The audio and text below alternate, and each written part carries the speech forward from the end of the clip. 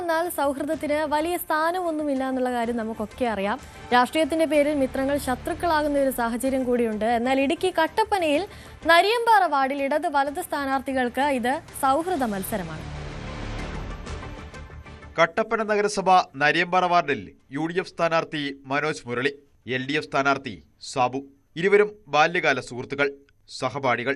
രണ്ടുപേരും കണ്ടുമുട്ടിയത് ഇവരുടെ അധ്യാപകനായ CK ജേക്കബ് സാറിന്റെ വീട്ടിൽ വെച്ച്. ഇരുവരും സാറിന്റെ പ്രിയ ശിഷ്യർ. അതുകൊണ്ട് തന്നെ അനുഗ്രഹവും ഒരുമിച്ച്.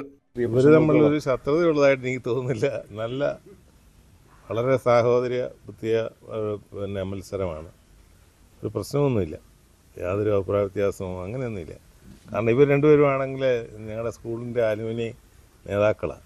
മനോജ് മുരളി നിലവിൽ നഗരസഭാ കൗൺസിലറാണ്. സാബുവിന് ഇത് കന്നിയംഗം. തിരഞ്ഞെടുപ്പ് പോരാട്ടം സൗഹൃദത്തിന് ഒരു പോറലും ഏൽപ്പിക്കില്ലെന്ന് ഇരുവർക്കും ഉറപ്പുണ്ട്. എനിക്ക് തോന്നുന്ന കട്ടപ്പന നഗരസഭയിലെ ഏറ്റവും സൗഹാർദ്ദപരമായ ഒരു മത്സരം നടക്കുന്ന ഒരു സ്ഥലമായിരിക്കും. ഇത് കഴിഞ്ഞ് എല്ലാ ദിവസവും വൈകുന്നേരം ഞങ്ങൾ ഇപ്പോഴും വടക്കടയിൽ കാണുന്നുണ്ട്.